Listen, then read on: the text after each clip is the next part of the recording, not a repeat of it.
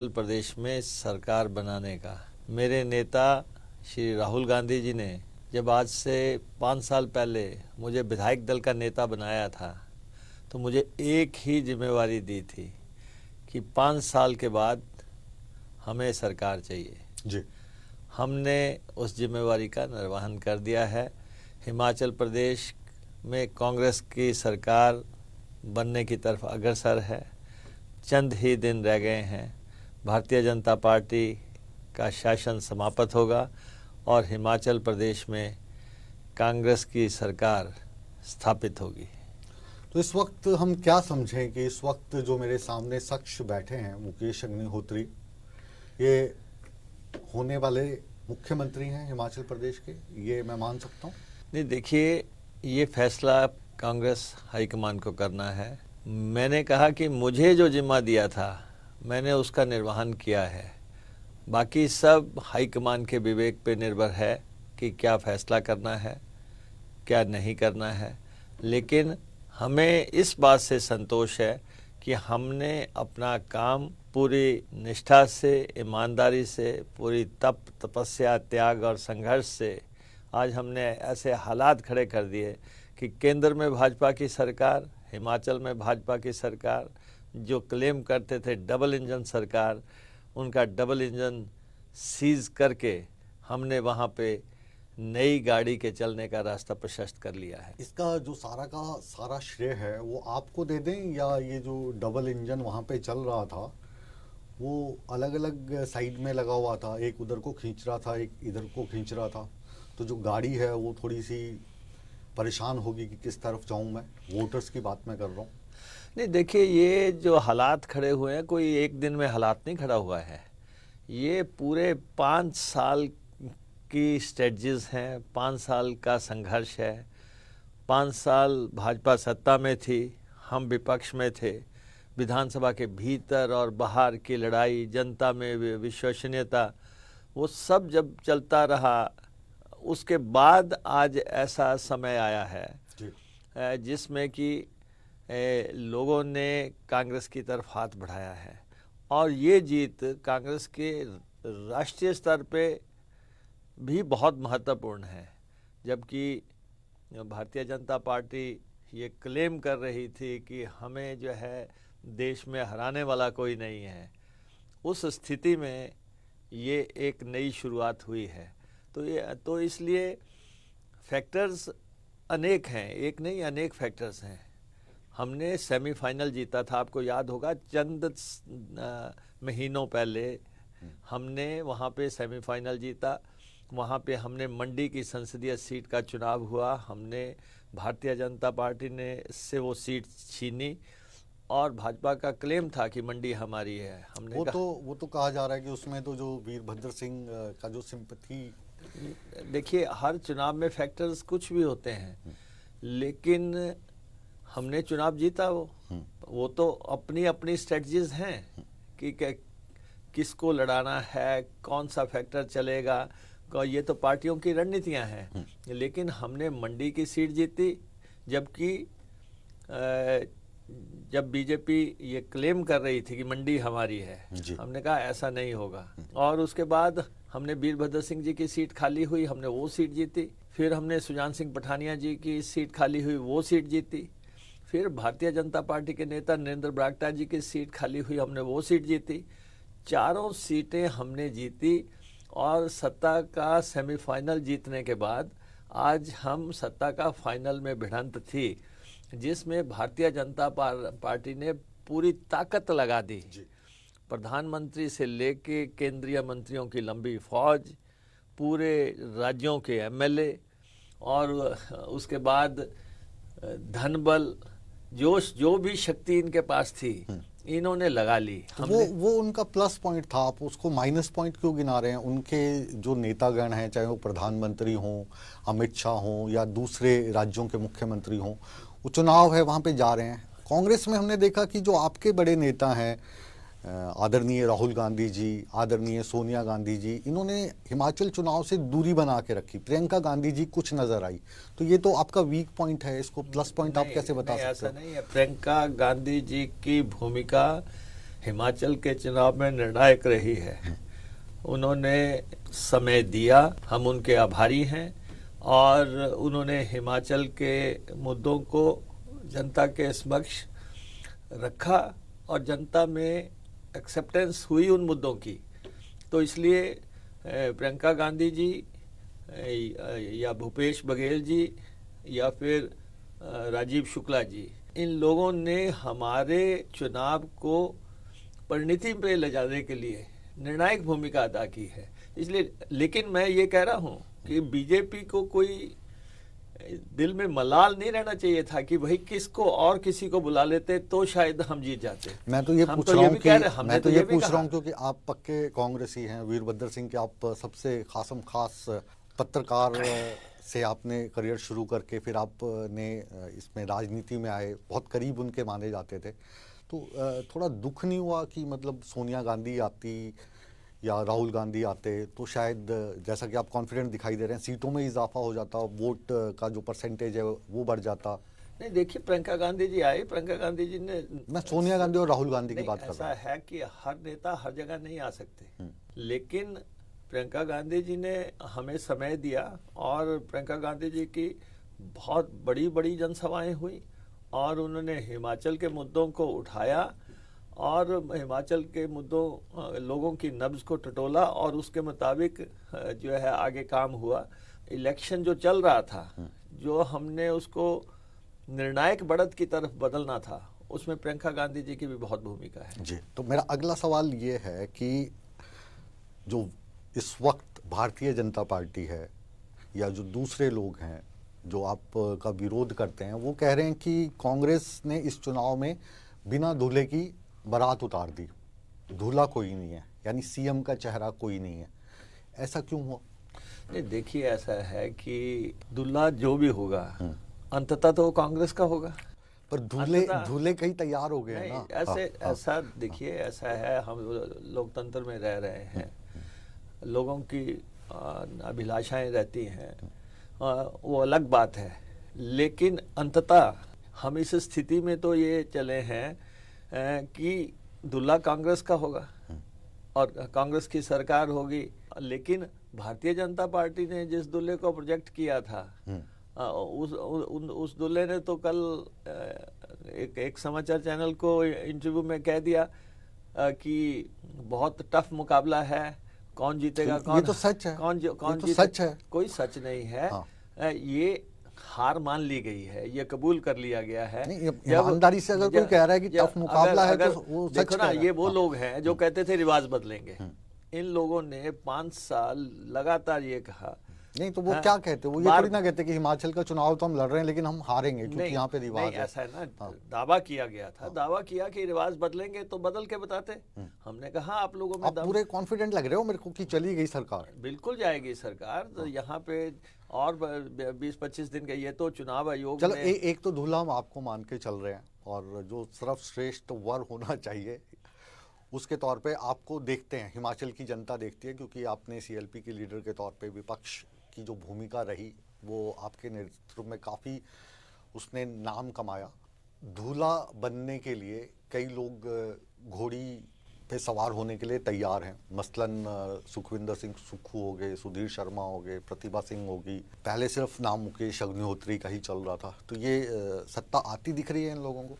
नहीं, देखो, ये सब हमारे साथी हैं, कोलीग्स हैं, सब लोगों ने चुनाव लड़ा है और इसलिए मैं इस विवाद में नहीं जाना चाहता कि कौन दूल्हा होगा, कौन आगे जाएगा। मुझे हाईकमान पे पूरा भरोसा है, हमारी हाईकमान जो भी फैसला करेगी हम उसको अक्षरशः पालन करेंगे। मैं आपको कह रहा हूँ कि सबसे बड़ा जिम्मा ये था कि प्रदेश में सरकार को लेके आना। जब मसला शुरू हुआ था उस समय ये था कि पार्टी उस समय लोएस्ट स्टेप पे थी। जब मैं विधायक दल का नेता बना उस समय पार्टी सत्ता से बाहर हुई थी और हमें हमारे नेता श्री राहुल गांधी जी ने ये कहा था कि लड़ाई लड़नी है, निर्णायक लड़नी है, कोई समझौता नहीं करना है और 5 साल कोई आपको डिस्टर्ब भी नहीं करेगा। और वैसा ही हुआ, जो उन्होंने कहा वो अक्षरश उसका पालन हुआ और 5 साल हमने लड़ाई लड़ी, 5 साल में विधायक दल का नेता रहा। हमने विधानसभा के भीतर और बाहर ये दिखा दिया कि विपक्ष क्या होता है, विधायक दल क्या होता है और लड़ाई कैसे लड़ी जाती है। वो लड़ाई हमने लड़ ली। अब हमारा काम जो है ख़त्म हो गया। हमने निर्णायक लड़ाई लड़ दी और हमारा काम था सत्ता को पलटना। पत्रकार वाली बात कह दी कि हमने तो खबर भेज दी, अब ये संपादक देखे लगानी है या नहीं। बिल्कुल जैसा हमारा काम था सत्ता को पलटना।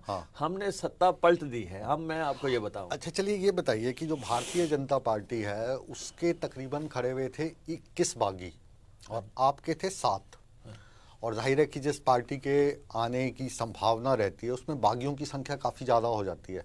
तो ये चमत्कार था या फिर जो बागियों को कंट्रोल आपने कर लिया?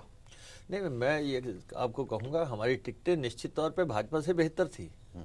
हमारा टिकटों का आवंटन बड़ा स्मूथली हुआ है।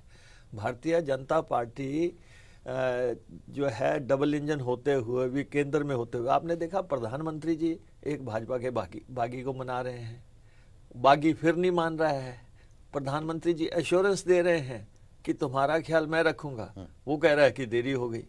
आप देखें कि किस स्तर तक भाजपा जो अपने को अनुशासित पार्टी कहती है, उम्मीद है ना कि इंडिपेंडेंटली जीत जाऊंगा तो जगह मिल जाएगी। पर आप देखें कि देश के प्रधानमंत्री एक इंडिपेंडेंट को मना रहे हैं और वो मान नहीं रहा है। तो आपके जो राहुल गांधी हैं वो भी तो मनाते हैं ना, राजस्थान में अभी वो भी मना रहे थे। नहीं, मनाना, वो अशोक गहलोत को मना रहे थे कि आप प्रधान बन जाइए। तो अशोक गहलोत नहीं बने, सोनिया गांधी ने मनाया तो नहीं बने। तो ये तो आपकी दोनों पार्टियों में सेम चल रही है चीज। ये तो एक साधारण से एक एमएलए की सीट की बात है। बड़े बड़े मसला प्रदेश का मुख्यमंत्री कौन होगा, क्या होगा, वो अलग बातें होती हैं, बड़ी बातें होती हैं। लेकिन आप देख सकते हैं कि भाजपा ने कांग्रेस को तोड़ने की कोशिश की।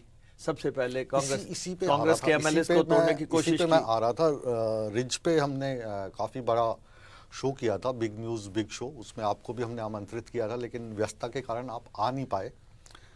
तो आप ही के प्रवक्ता वहाँ पे थे। तो थोड़ा सा भय लग रहा है कांग्रेस में। ये जो बिना दुल्हे वाली मैं बात बोल रहा था उसका तर्क यही था कि अगर कुछ सीटें कम रही तो कांग्रेस में कुछ नेता ऐसे भी हैं जिनके अपने समूह बने हुए हैं, और भाजपा जो ऑपरेशन लोटस आजकल चल रहा है, इसके बारे में तो आपने सुना ही होगा, तो उस लोटस का प्रयोग वहाँ पे कर सकती है और कांग्रेस के एक धड़े को तोड़कर चाहे आप जीते हो सरकार भाजपा बना सकती है। जीते चाहे कांग्रेस, सरकार भाजपा की बनेगी। देखिए, दिल बहलाने के लिए गालिब ख्याल अच्छा है। ये पहले एमएलए को तोड़ते रहे, प्रलोभन देते रहे, डराते रहे, एजेंसियों का खौफ खड़ा करते रहे। फिर इन्होंने अपने मिनिस्टरों की सीटें बदल दी क्योंकि उनको पता था वहाँ से नहीं जीत रहे हैं। फिर इन्होंने अपने एमएलए के टिकट काटे एंटी इनकमेंसी खत्म करने के लिए। बहुत कुछ इन्होंने किया, लेकिन अंततः ये इनकी पहुंच से बाहर हो गई बात। ये अब सरकार बनाने के नजदीक नहीं ऐसा है। मुकेश जी आपने क्या किया, मतलब जो आप इतने ज्यादा कॉन्फिडेंट दिखाई दे रहे हैं कि ये चले गए, मतलब आपने ऐसा क्या किया, या सरकार ने ऐसा क्या नहीं किया? सरकार ऐसा है कि देखिए, ये सरकार एक नॉन परफॉर्मर सरकार थी। इस सरकार ने हिमाचल के लिए, हिमाचलियत के लिए कुछ नहीं किया। ये एक इवेंट मैनेजर्स थे, इवेंट्स को मैनेज करते थे और सारा 5 साल का समय इन्होंने इसी में लगा दिया। ऊपर हेलीकॉप्टर उड़ते रहे, नीचे नाटियां पड़ती रही। 5 साल ये एक लगे रहे कि सरकारी खजाने का दुरुपयोग कैसे करना है। सरकारी खजाने की लूट मची रही। अच्छा, अभी काफी कर्जा हो गया हिमाचल पे। 75,000 करोड़ के आसपास कर्जे पे पहुंचा दिया हिमाचल प्रदेश में। 75,000 करोड़ सबसे बड़ा कर्जा अगर किसी मुख्यमंत्री ने लिया, तो किसी मुख्यमंत्री ने अगर सबसे बड़ा कर्जा लिया तो वो यही मुख्यमंत्री थे। चुनाव के दौरान ओवरड्राफ्ट चल रहा था। अच्छा, और उसको दूर करने के लिए चुनाव के बाद 2,000 करोड़ रुपए का और कर्जा ले लिया। आप अंदाजा लगा सकते हैं कि किस ढंग से फिजूल खर्ची हावी थी। मतलब अगर आपकी सरकार बनती है, आप मुख्यमंत्री बनते हैं, तो ये वाला जो कर्जा है इससे कैसे निजात पाएंगे? क्योंकि एक बहुत ही वरिष्ठ आईएएस ऑफिसर हैं, उनका मैं नाम नहीं लेना चाहूँगा, वो कह रहे थे कि अगर कांग्रेस की सरकार बन गई तो 2 महीने में कर्मचारियों को तनख्वाह मिलना बंद है। भाजपा की बन गई तो 6 महीने चल पड़ेगा काम। क्योंकि अगर आपकी सरकार बनती है, कांग्रेस की सरकार बनती है, तो आपको केंद्र से मदद मिलेगी नहीं। कर्जा कैसे उतारेंगे? केंद्र ने अभी कौन सा मदद की हमारी? प्रधानमंत्री 9 दफा आए, 3 दफा तो अभी इलेक्शन में आए। केंद्र ने हमारी मदद क्या की? ये तो पहली 75,000 करोड़ ये कर्जा पहली सरकार थी जो कि प्रधानमंत्री को बार बार बुलाती रही, केंद्रीय मंत्रियों को बार बार बुलाती रही, उनके मंचों से हिमाचल के हित की एक भी बात नहीं रखी गई। एक भी बार नहीं कहा गया कि हिमाचल प्रदेश को फाइनेंशियल पैकेज दे दो, हिमाचल प्रदेश को इंडस्ट्रियल पैकेज दे दो, हिमाचल प्रदेश की और कोई मदद कर दो। कार्यक्रम होते थे, रैलियां होती थी, बड़ी बड़ी बातें की जाती थी और ये कहा जाता था कि हम सबका हिमाचल से बहुत प्यार है। इसके अलावा हिमाचल को दिया क्या गया? अगर डबल इंजन तो तब माना जाता कि अगर हिमाचल प्रदेश की एक निर्णायक मदद हो जाती। जब सरकार बनी थी तब कहा गया था अटल टनल दे दी। अटल टनल कोई इनकी देन नहीं है। अटल टनल का जो शिलान्यास है वो श्रीमती सोनिया गांधी जी ने किया था। प्रधानमंत्री मनमोहन सिंह जी ने उसके लिए 1500 करोड़ रुपए की शुरुआती राशि जारी की थी। और अटल टनल का सपना जो था, ये रोहतांग टनल जो है जिसको बाद में नाम दिया गया, और ये इस टनल का सपना श्रीमती इंदिरा गांधी जी ने देखा था जी। और उसके बाद किसी के समय में वो टनल कंप्लीट हुई तो क्या उनको श्रेय चला जाएगा? ये जो है दूसरे के गोदाम का माल भी बेच आते हैं। जी, आप अपने गोदाम के माल के तहत इस बार आपने कहा है कि हम ओपीएस लेकर आएंगे, ओल्ड पेंशन स्कीम, पुरानी जो पेंशन की नीति है वो लेकर आएंगे। भाजपा ने मना कर दिया, नहीं ला पाएंगे, आर्थिक हालात ऐसे हैं। कहाँ से देंगे आप पैसा? नहीं, देखिए, हम आपको ये कह रहे हैं, हम किसी के पास भीख का कटोरा लेके नहीं जाएंगे। हम केंद्र के पास ओपीएस के लिए नहीं जाएंगे, हालांकि हमारा पैसा है केंद्र के पास। आप मुख्यमंत्री बन गए और ये सुना मोदी जी ने, नाराज हो जाएंगे आपको पैसे नहीं देंगे। कोई नाराज हो, कोई खुश हो, लेकिन ये हमारा इलेक्शन मैनिफेस्टो का सबसे बड़ा वायदा है। जो वायदा हमने किया है, कांग्रेस की सरकार आएगी, हमने कहा है कि पहली ही कैबिनेट में और 10 दिन के अंदर जो भी पहले हुआ उसमें हम जो है ये ओपीएस लागू करेंगे। तो जो हमने ऐलान किया है, पब्लिक में जाके कहा है, वो हमें लागू करना है। रिकॉर्ड पे रखने के लिए मैं ये भी पूछ रहा हूँ कि आप बिजली भी 300 यूनिट फ्री करने वाले हैं। आप की सरकार अगर आती है तो आप 1500 रुपये भी हर एक महिला को देंगे। बिल्कुल। तो ये जो वायदे हैं, ये वायदे लगता है जैसे केजरीवाल को कॉपी करना शुरू कर दिया है कांग्रेस ने भी और भाजपा ने भी। नहीं, ये केजरीवाल का कोई मॉडल नहीं है। ये फ्री का मॉडल तो केजरीवाल का ही है। भाजपा भी बार बार बोलते हैं कि फ्री का मॉडल केजरीवाल का, फिर बैनर्स लगा देते हैं। कांग्रेस का भी सेम है। ये ऐसा नहीं है। हिमाचल प्रदेश में हमारा इलेक्शन मैनिफेस्टो है जिसमें हमने कहा हम ओपीएस देंगे। ओपीएस, सबसे पहले ओपीएस के इशू पर अगर आए तो देश के दिवंगत प्रधानमंत्री श्री अटल बिहारी वाजपेयी जी ने ओपीएस बंद की। तो इससे पहले आपकी सरकार थी, तब तो आप बात नहीं करते थे। नहीं, आप सुनिए, 2003 में ये बंद कर दी गई और राज्यों को भी विवश कर दिया गया कि आप ओपीएस नहीं देंगे, आप पेंशन नहीं देंगे कर्मचारियों को, और अगर देंगे तो आपको जो है फाइनेंशियल दिक्कतों का सामना करना पड़ेगा। तो सारी सरकारें प्रेशर में आ गई। ओवर द ईयर्स कर्मचारियों ने भी 8-10 साल कुछ नहीं कहा और वो खामोश रहे। लेकिन जैसे जैसे इसका इम्पैक्ट उनकी लाइफ पे होना शुरू हुआ, जब बुढ़ापे का सहारा छिन गया, जब वो घर जा रहे थे और उनकी जेब में पैसा नहीं था, तो ये मांग उठनी शुरू हो गई। और ये इतनी ज़्यादा तीव्र तरीके से उठी कि अब फैसला लेने का समय आ गया था कि आपको ओपीएस देनी है या नहीं। मुख्यमंत्री ने साफ इनकार कर दिया कि ओपीएस संभव ही नहीं है, ये असंभव है। जयराम जी ने कहा ये असंभव है, हमने कहा ये संभव है। कैसे है संभव? थोड़ा सा बताएं, मतलब आंकड़ों पे चलते हैं। मैं आपको बताऊं, उन्होंने कहा कि केंद्र की सरकार के बगैर ये दिया नहीं जा सकता। हमने कहा कि दिया जा सकता है। हमारा 60,000 करोड़ का जो है बजट है, आखिर उस बजट को जिस ढंग से फजूल खर्ची में चलाया गया, जिस ढंग से हेलीकॉप्टर खरीदे गए, लीज पे लिए गए, जिस ढंग से गाड़ियां खरीदी गई और जिस ढंग से फजूल खर्ची की गई, इवेंट्स मैनेज किए गए, हज़ारों करोड़ रुपया खर्च हो गया। आज की अखबार में पढ़ रहा था, अभी तक इनकी प्रधानमंत्री जी की रैलियों के 14 करोड़ रुपए एचआरटीसी को बकाया है, जो भीड़ लाने के लिए लगा दिए। 100 के आसपास मुख्यमंत्री ने रैलियां की कि 125 रैलियां की, उन सब में खर्चा सरकारी, पार्टी के प्रोग्राम, उनको अमृत महोत्सव का नाम दे दिया और करोड़ों अरबों रुपया फूंक डाले। ये फजूल सभी खर्ची सभी का- सरकारें नहीं सभी करती। सरकारें मुकेश नहीं जी, होती। मुकेश जी, इस देखिए वक्त आप भी इस वक्त मेरे देखिए- सामने ना, मतलब आप एक जो आदर्श पत्रकार होते हैं उस तरीके से मैं आपको पढ़ता आया हूँ, और मुकेश अग्निहोत्री जो लिखते हैं बोलते हैं उसमें लॉजिक है। ये काम तो सभी सरकारें करती है। किसी ने आपकी आएगी, आपकी भी वही करेगी। किसी ने केजरीवाल भी ऐसे ही किसी ने- बोलते थे, किसी वो भी ने- सारे सुख सुविधाएं देखिए, उठा रहे हैं। मैं मान सकता हूं कि किसी ने मंच लगा लिया, किसी ने माइक सर्विस लगा ली, किसी ने फूल लगा लिए, लेकिन किसी ने ये आज दिन तक नहीं किया कि रैलियों की भीड़ ढोने के लिए सरकार काम करेगी, अफसर काम करेंगे, पंचायत सेक्रेटरी जो है बसें भरेंगे, ग्राम सेवक जो है उनको बसों से उतारेंगे, और पटवारी जो है उनके लिए खाना लेके आएगा, तहसीलदार जो है उनको पानी सर्व करेगा। क्या पता ये पहली दफा कार्यकर्ता होंगे ना उनके। अरबों रुपया खर्च दिया, ऐसा कभी भाजपा होता के है? कार्यकर्ता बन गए होंगे। अरबों रुपया खर्च दिया। अब आप कहेंगे कि एक ही बात होगी, या तो आप अपने शहनशाही अंदाज में रहो कि ये सब काम करो, या फिर आप जो जनता के मुद्दे हैं उनको हल करो। ये देखना कि आपके सामने आएगा, अगर जैसे सरकार बदलेगी हम सामने रखेंगे लोगों के दरबार में एक श्वेत पत्र की इन लोगों ने फजूल खर्ची का एक रिकॉर्ड हिंदुस्तान में कायम कर दिया कि किस ढंग से इन्होंने प्रदेश के कोष को बेरहमी से लुटाया है, वो सामने आ जाएगा। ऐसा नहीं होता। अब देखिए 5 साल सरकार रही, एक भी बार इन्होंने आय के संसाधन बढ़ाने के लिए मीटिंग नहीं की, एक भी बार इन्होंने पड़ोसी राज्यों से अपने हक लेने के लिए मीटिंग नहीं की, एक भी बार इन्होंने केंद्र के पास जाके प्रदेश की मदद की गुहार नहीं लगाई। चलिए मैं ये पूछता हूँ आपसे, 5 साल पहले आपकी सरकार थी, तो ऐसे कौन से अधूरे कार्य आप छोड़ गए थे जो आप सोच रहे थे कि ये जो दूसरी सरकार आई है ये पूरे करेगी? नहीं, आप बताएं कि इस सरकार ने किया क्या। इन्होंने चुनावी घोषणा पत्र पिछली दफा का क्या था, हम 65,000 करोड़ के नेशनल हाईवे बनाएंगे, 69 नेशनल हाईवे बनाने का ऐलान किया। गडकरी जी आए प्रदेश में, ऐलान कर दिया 65,000 करोड़ की सड़कें बनेंगी और पगडंडियां भी जो है नेशनल हाईवे में बदल जाएंगी।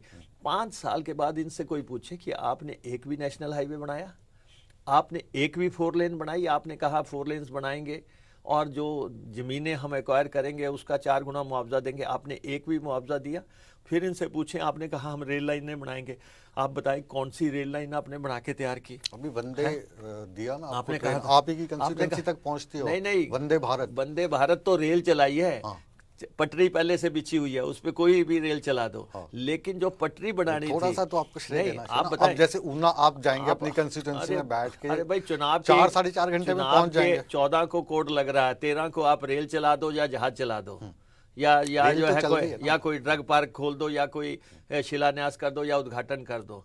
प्रधानमंत्री के लेवल पे ये बातें करवाई इन्होंने कि 14 को कोड लग रहा है, 24 घंटे पहले जो है आके घोषणाएं कराई जा रही हैं। अरे भाई, कोई भी काम करना है 5 साल के अंदर करना पड़ता है। 5 साल तो आपको याद नहीं आया कि हमीरपुर से कि ऊना से हमीरपुर रेल लाइन बनानी है, 1 इंच रेल लाइन नहीं बनी, एक पहली ईंट नहीं लगी। 1 इंच रेल लाइन की बात मुकेश जी मैं भी लगातार करता हूँ कि ये जो रेल लाइन वाला जो कार्य है ये अंग्रेज कर गए। हमारे यहाँ पर 1947 से लेकर अभी 2022 चल रहा है, मुझे भी 1 इंच बड़ी भी रेल लाइन कहीं नहीं दिखती, और इसमें ज़्यादातर जो सरकार रही है वो कांग्रेस पार्टी की रही है। देखिए, एक बात है कि हिमाचल की ठीक है सांसद कम हैं, हिमाचल की राजनीतिक ताकत कम है, लेकिन ये तो क्लेम कर रहे थे कि हमारी डबल इंजन की सरकार है। ये तो क्लेम कर रहे थे, प्रधानमंत्री जी का विशेष लगाव है हिमाचल के साथ। प्रधानमंत्री जी हिमाचल में रहे हैं और केंद्रीय मंत्री अनुराग ठाकुर जी बैठे हैं, और मुख्यमंत्री लगातार इस बात को भुनाते आए हैं कि जी मेरे केंद्र से बहुत अच्छे संबंध हैं। अगर आपके इतने ही अच्छे संबंध होते तो आप 1 इंच तो रेल लाइन बढ़वा लेते।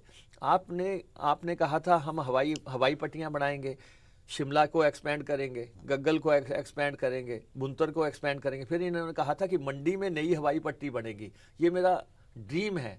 आपने जो है अपने ड्रीम को भी जो है हकीकत में नहीं बदला, एक भी पहला पत्थर नहीं लगा, जबकि हर बजट में उसके लिए प्रावधान, हर बार उसकी बात होती थी कि मुख्यमंत्री जी मंडी में हवाई पट्टी बनाएंगे। जो व्यक्ति अपने घर में हवाई पट्टी नहीं बना सका उसने हमारा क्या करना था, प्रदेश का क्या होना था। तो इसलिए अब हम इस ज़्यादा विवाद में नहीं पड़ना चाहते। जो इनके वायदे थे इन्होंने पूरे नहीं किए, अपना घोषणा पत्र इन्होंने डस्टबिन में फेंक दिया।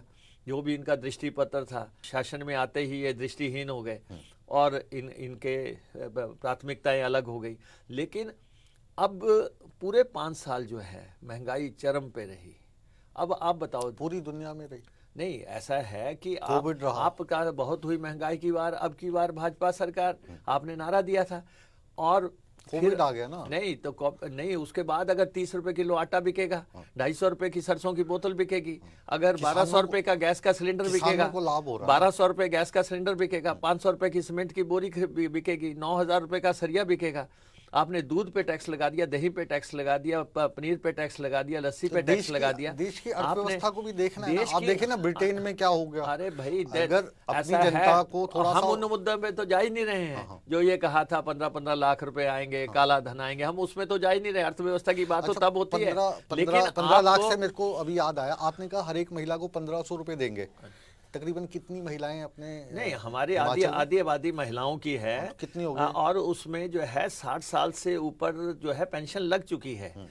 उनको 60 साल से ऊपर तो पेंशन लग चुकी है, उनको नहीं देंगे। वो तो वैसे ही कवर्ड है। हाँ। अब ये है 60 साल से नीचे की, 18 साल से 60 साल का जो क्राइटेरिया है, उसमें जो लोग फिट इन होने, अप्रोक्सीमेटली अपना बजट बन रहा है, जितना भी होगा, ये हमारी कमिटमेंट है, पार्टी की कमिटमेंट है। पार्टी ने हाईएस्ट लेवल पे इसकी कैलकुलेशंस करके हाईकमान से डिस्कशंस करने के बाद जो है ये सारा घोषणा पत्र तैयार किया है। उस घोषणा पत्र, ये हमारा घोषणा पत्र है, जैसे सरकार बनेगी हम इसको इम्प्लीमेंट करेंगे। अच्छा, मेरे को एक सवाल और जहन में आ रहा है। भाजपा पे ये हमेशा आरोप लगता है कि भाजपा जो है वो धर्म की राजनीति करती है, मंदिर की राजनीति करती है। हैरानी तो मुझे उस वक्त हुई जब मुकेश अग्निहोत्री भी बोल रहे हैं कि मैं भी राम मंदिर बनवाऊंगा, आलीशान राम मंदिर बनेगा ऊना में। तो आप कब से ये वाली राजनीति करने लगे? नहीं, देखिए, हमारी देवभूमि है, देवभूमि है। हमारे यहाँ पे लोगों की आस्थाएं हैं, और आस्थाओं के मुताबिक हमारे पास चिंतपूर्णी मंदिर है, हमारे पास ज्वालामुखी मंदिर है, हमारे पास नैना देवी मंदिर है, हमारे पास कांगड़ा माता है, हमारे पास जो है चामुंडा माता है, हमारे पास बाबा बालकनाथ है, और दूसरी तरफ चले जाओ भीमा काली है, इधर भरमौर में चले जाओ शिव 84 शिवों का, हर तरफ आप चले जाओ। तो उसमें आपके दिमाग में ख्याल आया कैसे राम मंदिर बनवाने का? अब ऐसा है, राम के नाम पे ज्यादा वोट पड़ती है, माता के नाम पे मांग लेते हैं। ऐसा नहीं है कि ऐसा नहीं है। अगर ये लोग कहते हैं, अगर ये लोग इनको, जब अगर इन्हीं लोगों के पद चिन्हों पे चलेंगे तो आप में और भाजपा में फर्क क्या रहेगा? फर्क कुछ नहीं है। आस्थाएं हमारी भी वही हैं, लेकिन ये साबित करते हैं कि भगवान पे कब्जा इनका है। ये साबित करते हैं। अगर हम अपनी सभा में बोलते हैं भारत माता की जय, तो भाजपा वालों को परेशानी हो जाती है। ये सोचते हैं भारत माता की जय कांग्रेसी कैसे बोलते हैं। अगर हम कहते हैं श्री राम जी की, श्री कृष्ण जी की, भोलेनाथ की जय करें, तो इनको लगता है कि जैसे इनका एकाधिकार छिन गया। ये वाला तो आप बताएं मुझे, आप बताएं, आप मंदिर नहीं जाते? बिल्कुल जाते हैं। तो उसी ढंग से हम भी जाते हैं, हमारी भी आस्थाएं हैं। अगर हमारे वहां पे, आप बताओ कि अगर एक सवाल, मैं आपको एक बात पूछना चाहता हूं, आप जैसे जो राजनेता हैं उनको इंटरव्यू करने का चांस बहुत कम मिलता है, क्योंकि आप पत्रकार हैं, इंटेलेक्चुअल हैं। मेरा ईमानदार सवाल आपसे ये है कि अगर जो बातें भाजपा करती है और उसी भाजपा का आप विरोध कर रहे हैं और उन्हीं के फॉर्मूले को आप फिर चुनाव में, राजनीति में आजमाने लगे, तो आपकी क्रेडिबिलिटी खराब नहीं होती है उससे? नहीं, ऐसा कुछ नहीं है। हम आस्था के लोग हैं, हम आस्था के लोग हैं। हमारी कांग्रेस ने तो कभी मंदिर के नाम पे वोट नहीं मांगा। मंदिर के नाम पे नहीं, पता नहीं कितने मंदिर हमने अपनी कॉन्स्टिट्यूंसियों में बनवाए हैं, चाहे वो बनवाए होंगे, लेकिन आपने कभी वोट के लिए नहीं मांगा। देखिए, गुरु रविदास महाराज के मंदिर लोग कहते हैं हमें बना के दो, बने हैं। श्री चरणों के मंदिर हम लोगों ने कहा हमें बना के दो, हमने कहा बनाए हैं। लोगों ने कहा कृष्ण के मंदिर बनाओ, नहीं वो हो रहे हैं, गुप्तदान होता है ना। अगर लोग मंदिर में जाते हैं, गुप्तदान होता है। लेकिन अगर ये कहते हैं, ये वाला पहले गुप्त दान के तौर पे होता रहा, अब उस दान का पोस्टर बनाने की बात हो रही है। नहीं, देखिए, अगर हमारे वहां पे धरती जो है ईश्वर की धरती है, देवभूमि है, अगर लोग चाहते हैं कि यहाँ पे हम नदी के किनारे घाट बना के दें, तो क्यों नहीं बना के देंगे। लोग कहते हैं शमशान घाट बना के दें, तो क्यों नहीं बना के देंगे। लोग जो मांग करेंगे उस मांग को, लेकिन विकास, कल्याण और गरीब की सेवा हमारा एजेंडा है। मुकेश अग्निहोत्री ने पहले भी ये चीज़ें बनवाई होंगी, कांग्रेस ने भी बनवाई होंगी, इसका हम पूरा सम्मान करते हैं। लेकिन ये जो धार्मिक चीज़ें हैं, चाहे मंदिर हैं या घाट की बात है या गुरु रविदास की बात आप कर रहे हैं, वो वाली चीजें कांग्रेस पार्टी ने या आपने कभी मीडिया में आके गिनवाई नहीं, इस बार आपको गिनवानी पड़ी हो? नहीं, मैं आपको ये बताऊं कि अब अगर एक वैष्णो देवी अंतर्राष्ट्रीय स्तर पे विख्यात हो सकती है एक श्रद्धा के स्थान पे, तो हमारे तो चप्पे चप्पे पे है। हमारी चिंतपूर्णी, हमारी ज्वालामुखी, हमारी श्री नैना देवी, अगर हम इन मंदिरों को जो है आगे विकास करते हैं इन मंदिरों का और श्रद्धालुओं के लिए सुविधाएं खड़ी करते हैं, तो हमें क्यों रोका जाएगा? क्योंकि आखिर अगर सब लोग अप्रिशिएट करते हैं कि वैष्णो देवी बहुत अच्छा बन गया, अगर हम यहाँ पे करेंगे तो मैंने तो ये कहा है इससे आगे बढ़ के हिमाचल प्रदेश में मंदिरों का मंत्रालय बनाएंगे, मंदिरों का मंत्रालय बनाएंगे, क्योंकि हमारे जितने मंदिर हैं और सरकार के अधीन मंदिर हैं, उन मंदिरों का रख रखाव, उनमें अरबों रुपए जमा है, उनमें जो है सैकड़ों टन जो है सोना पड़ा हुआ है, तो हमें इनका किस ढंग से सार्थक तरीके से इस्तेमाल करना है। ये वाले तो मंदिर पहले से ही सरकार ने अधिग्रहण कर लिए हैं, अधिग्रहण किया है, लेकिन इसको डीसी चलाते हैं, डीसी का संचालन करना और मंदिरों का रख रखाव में श्रद्धालुओं के हिसाब से सुविधाएं कायम करना और उसको अंतर्राष्ट्रीय स्तर पे लाना। तो हमने कहा कि ठीक है, हम मंत्रालय बनाएंगे, हम गऊओं का जो मुद्दा है वो वहाँ पे गौशालाएं बननी है, हम इस मंत्रालय के अधीन देंगे। हमारे मेले हैं, चप्पे चप्पे पे मेले होते हैं, अंतर्राष्ट्रीय स्तर के मेले होते हैं, हम इस मंत्रालय के अधीन देंगे। तो इसलिए अगर कोई व्यवस्थाएं लोग मानते हैं कि ये होने चाहिए, तो हम उस हिसाब से अपना एजेंडा लेके चले हैं। हम इनका नकल नहीं कर रहे हैं, ये तो सिर्फ एक स्थल की बात करते हैं, हमें अपना प्रदेश देखना है। नहीं, जैसे राम का नाम, गौ माता का सम्मान, सूर्य नमस्कार, ये सारे तो पेटेंट हैं बीजेपी के। अगर आप इनकी बात करोगे तो फिर लगेगा आपने आइडिया चुरा लिया। नहीं, तो बीजेपी ने क्या किया? बीजेपी ऐलान कर देती, बीजेपी कह देती है हमने, बीजेपी 5 साल रही, बना लेते मंदिरों का मंत्रालय बना लेते, महिलाओं का मंत्रालय बना लेते। इन्होंने नहीं बनाया। मैंने आपको बताया ना कि नॉन परफॉर्मिंग गवर्नमेंट थी हिमाचल प्रदेश में। इनोवेटिव तरीके से काम करना पड़ेगा, नए आइडियाज के साथ काम करना पड़ेगा। जैसे अब आप कह रहे हैं कर्मचारियों की बात थी, आप कह रहे हैं कि ओपीएस का ऐलान क्यों होगा? अगर आप देखें कर्मचारी, मैं बहुत खुश हूं कि अगर आपकी सरकार आती है और आप ओल्ड पेंशन स्कीम लागू करते हैं, तो मुझे पता है कि हिमाचल प्रदेश के हर एक घर में एक कर्मचारी है और बुढ़ापे में उसको पेंशन की जरूरत है।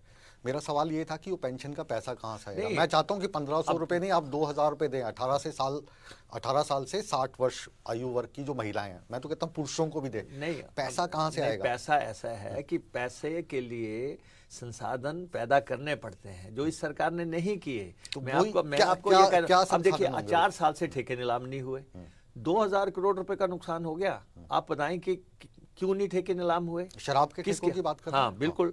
किसकी जेब में वो पैसा गया?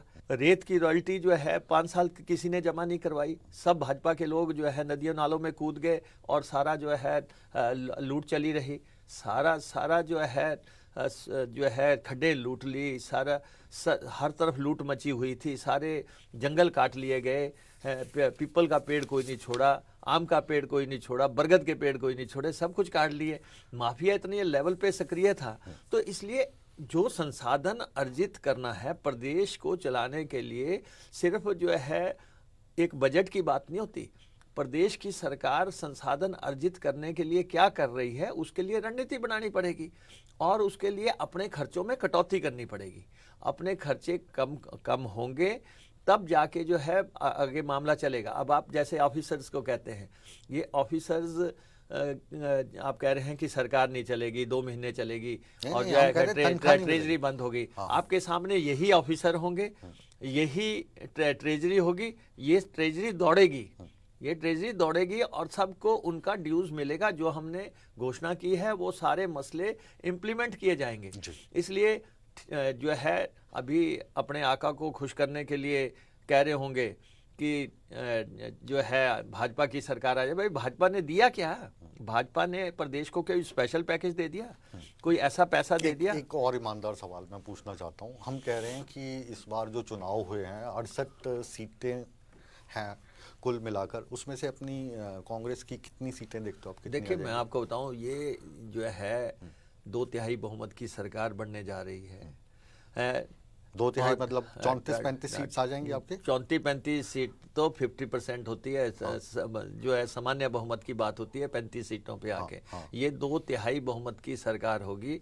और इसको जैसे जयराम ने कहा, अगर सरकार बन भी जाएगी, इसका मतलब उनके मन में बात तो है कि सरकार बन सकती है, तो तोड़ दी जाएगी।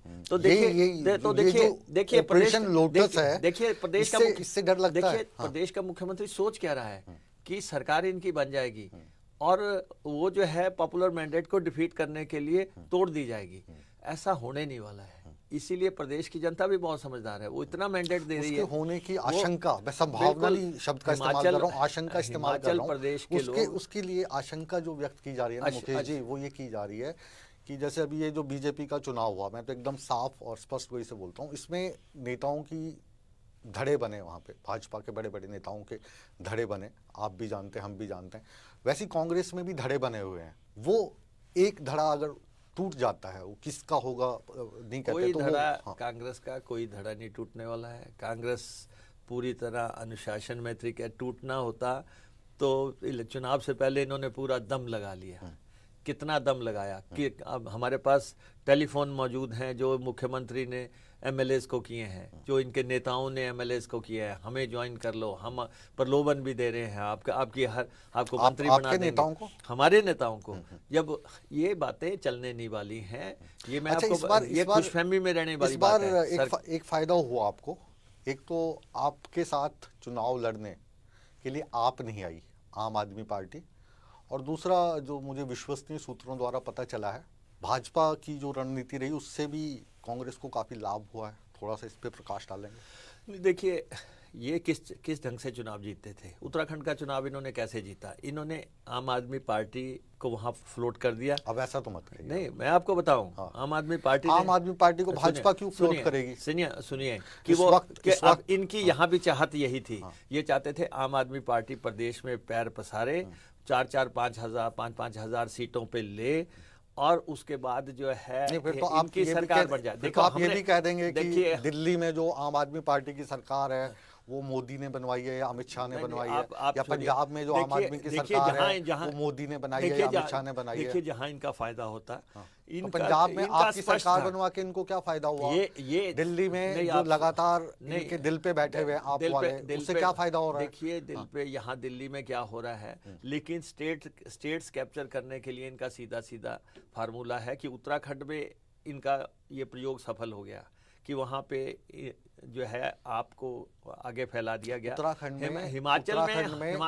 में जो सरकार दोबारा से इनकी बनी ना, उसमें इससे ज्यादा जो श्रेय है वो कांग्रेस को जाता है, क्योंकि कांग्रेस में कलेश इतना था, उस कलेश के चलते। देखिए मैं आपको हिमाचल में ये बता देना चाहता हूँ, हमने सबसे पहले ये किया कि पंजाब में आम आदमी की पार्टी की सरकार है, बॉर्डर हमारा लगता है 18-20 कॉन्स्टिट्यूंसीज पंजाब के साथ लगती है। हमने सबसे टॉप प्रायोरिटी पे सबसे पहले आपकी एंट्री हिमाचल प्रदेश में रोकने के लिए कारगर नीति बनाई, और वो नीति क्या कारगर वो सफल नीति थी।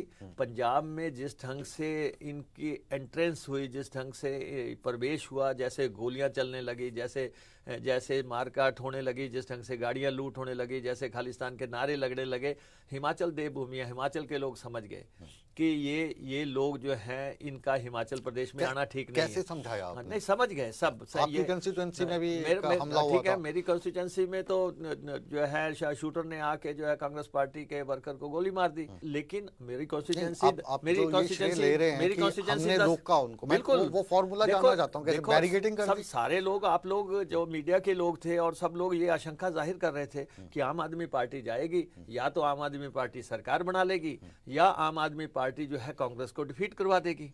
दो ही धारणाएं बताई जा रही थी कि या तो बीजेपी बन जाएगी या आम आदमी पार्टी इतनी आगे चल जाएगी पंजाब की तरह कि वो चले जाएंगे, लेकिन दोनों प्रयोग सफल नहीं हुए। मुझे तो ऐसा लगता है कि जो भारतीय जनता पार्टी की सरकार हिमाचल में थी, वहां पे आम आदमी पार्टी घुसने की कोशिश कर रही थी। आपके मुताबिक आपने उनको रोक लिया, आपने आपको रोक लिया, लेकिन हमारी इंफॉर्मेशन के मुताबिक आम आदमी पार्टी अपने आप ही हिमाचल को छोड़ के चलेगी, क्योंकि उनको हिमाचल से ज्यादा उनको गुजरात में नहीं, कंसंट्रेट नहीं, करना था। छोड़ता कब है, जब नाउमीदी हो जाए। एक बार तो मीटिंगें शुरू कर दी थी, एक बार तो कभी मंडी आ रहे हैं, कभी धर्मशाला आ रहे हैं, कभी सोलन आ रहे हैं, कहीं कहीं आ रहे हैं, हर जगह आके जो है पल्स टटोलने की कोशिश हुई।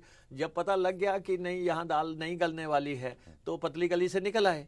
तो इसलिए आम आदमी पार्टी का रास्ता प्रशस्त नहीं हुआ। और दूसरा, जो भाजपा ये चाहती थी कि हम प्रधानमंत्री जी के नाम पे चुनाव लड़ेंगे, हम राम मंदिर के नाम से जो शुरू कर दिया था, जो राम को लाए हैं हम उनको लाएंगे, और जो है यूनिफॉर्म सिविल कोड 370 की बातें शुरू की थी। हिमाचल प्रदेश में आप बताओ कि कोई इनका ये मुद्दा चला? हिमाचल प्रदेश में सिर्फ ये एक ही बात थी कि हिमाचल प्रदेश की जयराम सरकार एक नाकाम सरकार है। उस सरकार ने हिमाचल प्रदेश से फरेब किया, धोखा किया। हिमाचल प्रदेश में महंगाई की मार जनता झेल रही थी। हिमाचल प्रदेश में बेरोजगारी चरम पे है। हिमाचल प्रदेश में नौकरियां बेची गई। सबसे बड़ा टैग इस सरकार पे ये हुआ कि पुलिस भर्ती हुई, 6-6, 8-8 लाख रुपए में कांस्टेबल की भर्ती की गई, 4-4 लाख रुपए में आपने जो है पंप ऑपरेटर भर्ती किए, चोर दरवाजे से आपने लोगों को नौकरियां दी, अपने लोगों को भरने की कोशिश की। मेरिट की फेरिस्त है, ये जो आरोपों की फेरिस्त है, ये महज आरोप हैं या इनके सबूत भी हैं आपके नहीं, पास? आपके सामने है। 225 लोग तो पुलिस भर्ती में जेल में हैं। 225 लोग जिन्होंने पर्चा खरीदा इस समय जेल में हैं। इनके समय में इन्होंने सीबीआई को इंक्वायरी दी, सीबीआई को मना कर दिया कि आप आना नहीं, और जो है अपने आप ही जो है उसको निपटाने की कोशिश कर दी। जिन लोगों ने पुलिस भर्ती में बेईमानी की, वो लोग आज सचिवालय में बैठे हुए हैं, पुलिस मुख्यालय में बैठे हुए हैं। आपको डर नहीं लगता ईडी से, सीबीआई से? नहीं, ऐसा है कि मेरा कोई मैं कोई कारोबारी आदमी नहीं हूँ। मेरा ना कोई पेट्रोल पंप चलता है, ना कोई गैस एजेंसी चलती है, ना मेरा कोई स्कूल है, ना मेरा कोई कॉलेज है, ना मेरा कोई क्रशर है, ना मेरा कोई जेसीबी है, ना मैं कोई जो है कोई ऐसा धंधा करता हूँ। पर ऐसे कुछ नेता तो होंगे ना कांग्रेस में, नहीं, जिनका इनमें से काफी कारोबार चलता है। हर्ष महाजन जी चले गए छोड़ के आपको, कोई चले जाए, इतने बड़े नेता, लेकिन ऐसा है उनका क्या कारण जो था? चला गया उसे भूल जा, लेकिन जो मिल गया उसे याद रख। जो मिल गया उसको याद रख। हम अपने मिशन पे चल रहे थे।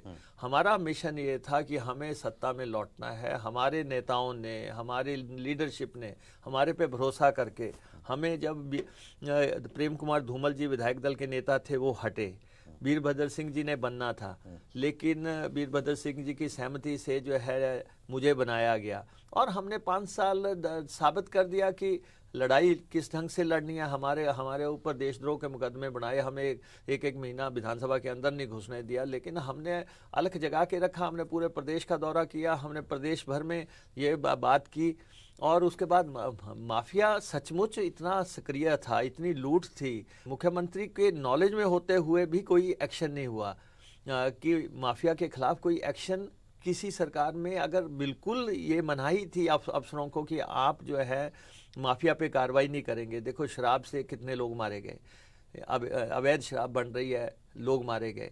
पटाखों की फैक्ट्री में जो है अवैध तौर पे चल रही है, 12 लोग मारे गए। खड्डों में लोग डूब के मर गए। एक्सीडेंट कितने हो गए, 1600 से ज़्यादा रेप हो गए, 400 से ज़्यादा कत्ल हो गए। ये देवभूमि की दास्तां है। चलिए, तीन जो वर्ग हैं वो महत्वपूर्ण हैं हिमाचल प्रदेश में। पहला वर्ग कर्मचारी आता है, उसके लिए आप ओल्ड पेंशन स्कीम लाने की बात कर रहे हैं। दूसरा महिला वर्ग है, उनको आप 1500 रुपये पेंशन देंगे। और उसके बाद जो डायरेक्ट और इनडायरेक्ट लोग जुड़े हैं, वो पर्यटन के व्यवसाय से जुड़े हैं या बागवानी के व्यवसाय से जुड़े हैं। तो पर्यटन को लेकर आपकी क्या सोच है? क्योंकि हिमाचल में हर एक मोड़ एक अपने आप में डेस्टिनेशन है, लेकिन वो डेस्टिनेशन पड़ा रहा, वहाँ पे इंफ्रास्ट्रक्चर नहीं पहुँचता है। और बागवानों को लेकर आपकी क्या सोच है कि उनकी मुश्किलात को कैसे हल करेंगे आप? नहीं, देखिए, ऐसा है कि कर्मचारी पहले भी सरकारें पलट चुके हैं। नो वर्क नो पे जब लागू किया था तो शांता जी की सरकार पलटी गई थी। कर्मचारी स्कीम तो अच्छी थी। नहीं, जो भी हो, कर्मचारियों ने तो देखिए, कोई भी चीज तानाशाही से या धौंसपट्टी से नहीं चलती है। जो भी करना है सहमति से होगा। हम तो जनता की ये लोकतंत्र जनता की ताकत से चलता है, तो जनता को विश्वास में लेके चलाना पड़ता है। हमारे कर्मचारी ओरिएंटेड स्टेट है, तो हमें कर्मचारियों को विश्वास में लेकर, अगर कर्मचारियों को पेंशन देनी है तो हम देंगे, और हमने कह दिया पहली कैबिनेट में देंगे। हमारी सरकार जैसे ही बनेगी कांग्रेस की सरकार, ये पार्टी की कमिटमेंट है, वो लागू होनी है। जी। और उसके बाद महिलाओं का आपने खुद ही कह दिया है कि 18 साल से 60 साल की महिलाओं के लिए जो ऐलान किया गया है, जो उसको किस ढंग से इम्प्लीमेंटेशन करनी है वो सरकार बनने पे आपके सामने आ जाएगा। लेकिन ये सही है कि हिमाचल प्रदेश में सेब की अर्थव्यवस्था है, 5,000 करोड़ का सेब का कारोबार है। पर वो तो सीमित सा इलाका है नहीं, ना। सीमित इलाका नहीं है, वो तो दो जिले हैं हिमाचल नहीं, के, चाहे 2 जिले शिमला हैं, और लेकिन किन्नौर। हाँ। नहीं, देखिए दोनों तरफ बराबरी पे किस ढंग से इम्प्लीमेंटेशन करनी है। या हिमाचल प्रदेश में देखो, ना तो जातिवाद का बात चलती है, ना क्षेत्रवाद की बात चलती है, नहीं चलती है, राजपूत और पंडित की चलती है, ऊपरी हिमाचल निचले हिमाचल की चलती है। वो लोग वो चलाते हैं जो लड़ नहीं सकते, वो लोग ऐसी धारणाएं चलाते हैं। इंदिरा गांधी जी के समय से बात आ रही है कि हमें जातिवाद के मूल सिद्धांत से जो है दूर रहना है और हमें जो है सबको साथ लेके चलना है। कांग्रेस ने हमेशा जो शेड्यूल कास्ट, शेड्यूल ट्राइब है, इनको अपना वोटर माना, वीरभद्र सिंह जी हमेशा एक हिमाचल और हम सब एक हैं की नीति पे काम करते रहे। उनके समय में कभी आपने सुना कि जाति की बात आई, इलाका की बात आई? ऐसा कुछ नहीं है।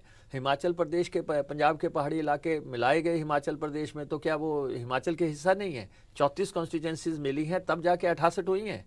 कांगड़ा, ऊना, हमीरपुर ये सब लोग पंजाब से मिलाए गए हैं, तो आप क्या इनको हिमाचल नहीं मानेंगे? बिल्कुल मानेंगे। तो ये सब लोग हिमाचल के लोग हैं। तो इसलिए क्षेत्रवाद और जातिवाद का आधार नहीं है। सवाल ये है कि किस ढंग से हमने हिमाचल को रहती है ना सर, ये वाली चीज रहती है। जैसे वीरभद्र सिंह जब नहीं, ऐसा नहीं है, ऐसा मुख्यमंत्री 6 बार रहे, ठीक है, तो ये लगता था कि रोडू के मुख्यमंत्री हैं। नहीं, ऐसा नहीं है। वीरभद्र सिंह सर्वश्रेष्ठ थे, या शांता कुमार बनते थे तो वो कांगड़ा के मुख्यमंत्री हैं। नहीं, देखिए वीरभद्र सिंह सर्वश्रेष्ठ मुख्यमंत्री हैं। देखिए वीरभद्र सिंह सर्वश्रेष्ठ थे, मुख्यमंत्री रहे। शांता जी और धूमल साहब रहे, वो निचले इलाके से थे, वो भी मुख्यमंत्री रहे। लेकिन शांता जी ब्राह्मण थे, वो मुख्यमंत्री बने, धूमल जी राजपूत थे, वो मुख्यमंत्री बने। तो इसलिए इस विवाद में मैं नहीं समझता कि सवाल ये है कि डिलीवर कैसे करना है, प्रदेश को आगे कैसे लेके जाना है। सोच तो ये है कि हिमाचल का विकास कैसे होगा, कल्याण कैसे होगा, गरीब की सेवा कैसे होगी। हम इन एजेंडों की बात करें। हमने टूरिज्म की बात करेंगे, मैं 5वां इलेक्शन लड़ रहा हूं, टूरिज्म की बात करेंगे। आपके राज्य के जो बेस्ट टूरिज्म प्रोफेशनल्स हैं, जो इस वक्त जो सबसे बड़ी बड़ी होटल चेन्स हैं, जो सबसे बड़े ट्रैवल एजेंट्स हैं, उनको वो हेड कर रहे हैं। कोई वहाँ पे प्रेसिडेंट है, कोई वहाँ पे वाइस प्रेसिडेंट है, कोई सेल्स हेड है इंडिया का, नेपाल का। ऐसे मैं आपको 50 नाम दे दूंगा जो हिमाचल प्रदेश यूनिवर्सिटी से पढ़ के गए हैं, जिन्होंने MTA किया, मास्टर्स इन टूरिज्म एडमिनिस्ट्रेशन किया। हिमाचल में उनको गाइड तक की नौकरी ऑफर नहीं की गई। क्या ऐसे लोगों को वापस लाकर टूरिज्म को सही दिशा में बढ़ाने का कोई प्रयास करेंगे? हिमाचल की आर्थिकी का विकास टूरिज्म पे बहुत निर्भर करता है।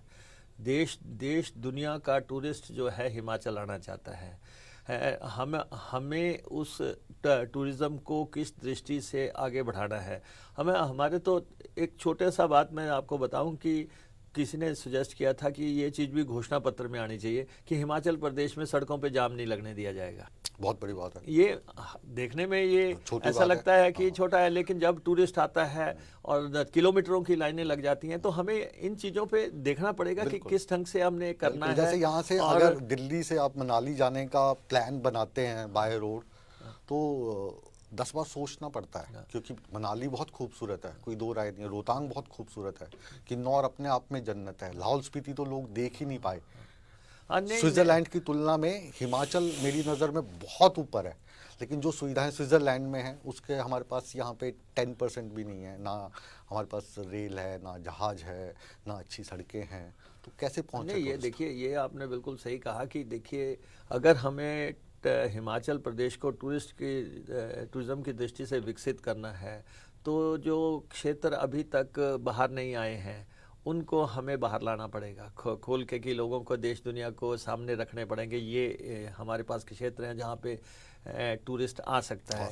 दूसरा, सड़क के अलावा हमारे पास कोई रास्ता नहीं है। जब हम हवाई मार्ग नहीं बना सके, हम रेल मार्ग नहीं बना सके, हमारे पास टूरिस्ट को पहुंचाने के लिए कोई तंत्र, सेवा नहीं है। कोई तंत्र इजाद नहीं हुआ है, तो बड़े पैमाने पे टूरिज्म को आगे बढ़ाने के लिए कांग्रेस की सरकार अगर सत्ता में अब जो है 15-20 दिन के बाद आती है तो इस सेक्टर पे बहुत बड़ा काम होना है। ये दो बड़े मूल आधार हैं, ये बागवानी और पर्यटन हिमाचल प्रदेश के मूल आधार हैं। हिमाचल बहुत आगे गया है। हिमाचल प्रदेश में बहुत विजनरी लीडर हुए हैं। हिमाचल प्रदेश में डॉक्टर परमार हुए जिनकी वजह से हिमाचल बना। इंदिरा गांधी जी की बदौलत हमारे को स्टेटहुड मिली और उसके बाद सरकारें आई, काम हुआ। लेकिन अभी हिमाचल को बहुत आगे जाना है। देश दुनिया के सामने ऐसा हिमाचल प्रस्तुत करना है जिसकी साख और जिसकी बात पूरे अंतर्राष्ट्रीय स्तर पे हो। जी, तो हम उम्मीद करें कि आने वाले समय में जिस तरीके से आप बात यशवंत सिंह परमार साहब की कर रहे हैं, जो हिमाचल के पहले मुख्यमंत्री रहे, या इंदिरा गांधी की कर रहे हैं, तो कुछ समय के बाद मुकेश अग्निहोत्री का नाम भी इसी तरीके से लिया जाएगा। नहीं, मैंने आपको पहले स्पष्ट किया कि पार्टी जो भी काम मुझे देती है मैं उसको ईमानदारी से, लगन से, ताकत से निभाता हूँ। मुझे जिम्मा दिया था सरकार पलटने का और 5 साल विधायक दल के नेता के तौर पे मुझे काम करने का मौका दिया। मैं पार्टी का आभारी हूँ। आगे भी पार्टी जो भी जिम्मेवारियां लगाती रहेगी उसका हम निर्वहन करेंगे और इसमें कोई आप कहें कि कोई किसी भी तरीके से पार्टी को कोई के आगे कोई मांग रखी जाती है या कोई बात रखी जाती है। हम अनुशासित सिपाही हैं पार्टी के। हमने लगातार चुनाव जीते हैं। हम पार्टी के आभारी हैं कि पार्टी की वजह से हमारा वजूद है। जो कुछ हम हैं वो पार्टी की देन है। इसलिए पार्टी के डिसिप्लिन में हम हर समय शामिल हैं। जी, चलिए, बहुत बहुत शुभकामनाएं। हमारे दिलो दिमाग में जितने भी जहन में सवाल थे वो सभी सवाल हमने आपसे किए। कुछ आपको अच्छे लगे होंगे, कुछ कड़वे लगे होंगे, लेकिन जनता का प्रतिनिधित्व अगर पत्रकार नहीं करेंगे तो कौन करेगा। हमारी शुभकामनाएं आपके साथ हैं।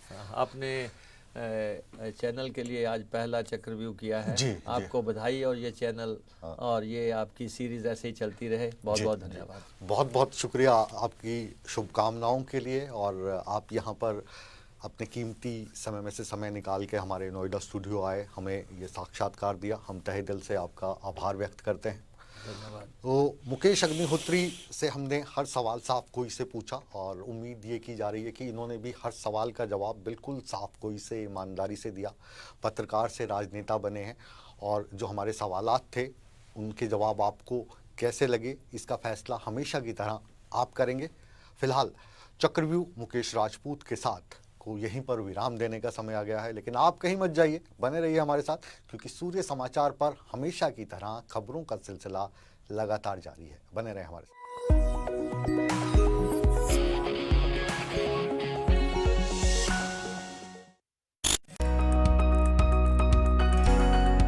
मैं बधाई देता हूं पूरे सूर्य समाचार परिवार को इस नई शुरुआत के लिए और उम्मीद करता हूं कि खबरों को सामाजिक उत्थान के लिए, सामाजिक कुरीतियों से लड़ने के लिए पारदर्शी तरीके से उठाने का आप लोग काम करें। सवालों के कटघरे में होंगे मुकेश अग्निहोत्री। देवभूमि के दिल में क्या है? आखिर कौन होगा कांग्रेस का सीएम चेहरा?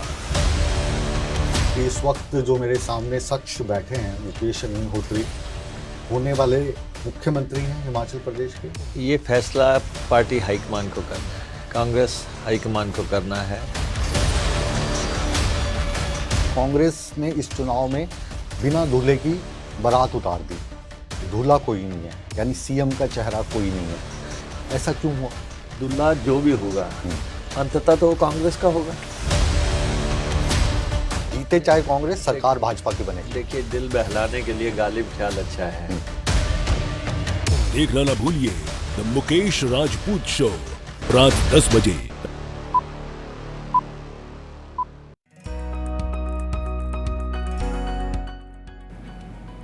चैनल को और सभी उनकी पूरी टीम को बहुत बहुत बधाई देता हूं, शुभकामनाएं देता हूं और आशा करता हूं कि ये टीवी चैनल सच्चाई के लिए निर्भीकता से कार्य करेगा। धन्यवाद। शुभकामनाएं देता हूँ सूर्या समाचार को, और मुझे पूर्ण विश्वास है कि ये चैनल जनता की आवाज़ बनेगा, जनता के मुद्दों को उठाएगा और उनको अंजाम तक पहुंचाएगा। देखिए, जो सूर्य समाचार जो हरियाणा का लॉन्च कर रहे हो, मेरी शुभकामनाएं हैं, और दर्शक जो होंगे उनकी भावनाएं भी लेंगे, और जन समस्याएं आप उठाएंगे तो उसका लोग समाधान भी निकलेगा और हरियाणा के लोगों का उसका लाभ भी होगा। निष्पक्ष आप जो है चैनल जो है कार्य करेगा।